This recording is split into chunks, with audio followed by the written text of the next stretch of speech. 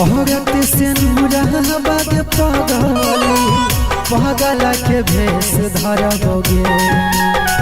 पहरत से नूराबाद पगली पगल के भेष धरबोगे। तोरी जैब दिलाबाद सोना थाना में केस करबोगे।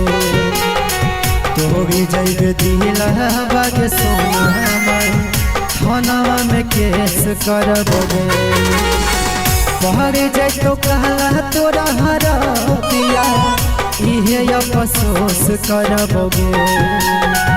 पहर जैतो कहला तोरा हरा दिया इहे अफसोस करबोगे।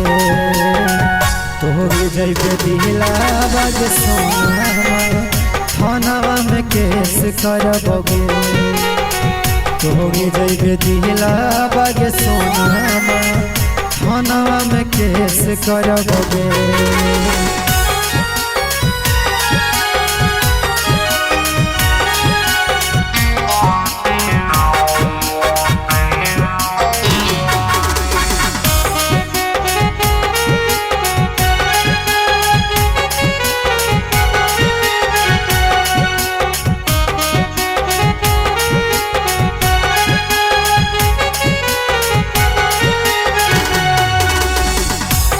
छवि रातों नहीं सारा पगत से नुराबा तोरा टूट भरा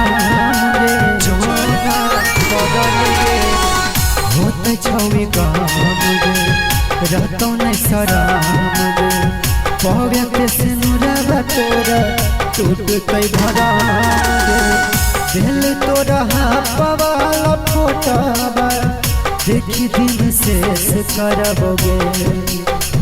दिल तोरा पवार फोटाबा देखी दिन शेष करबोगे।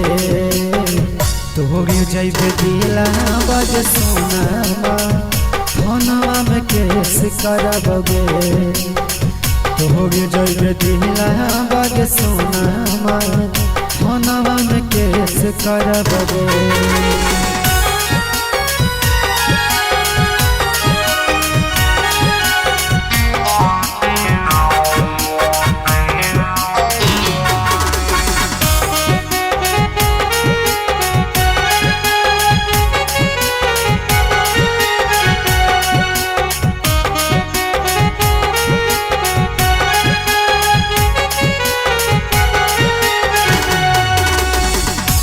के करे जहाबा चौकी के बड़े जहाबा जब के सजाही बेचिना रो भातरा के से जावा मान जाई तो पगल गे। रोते के करे जहाबा चौकी के बड़े जहाबा जब के सजाही बेचिना रो भातरा के से जावा। अनुज बिहारी लिखिले डराबा तोरा संदेश करतोगे। सुमित छोटू लिखिले डराबा तोरा संदेश करतोगे। तोरी जैब दिलाबाद सोना थाना में केस करबोगे। तोरी जैब दिलाबाद सोना थाना में केस करबोगे।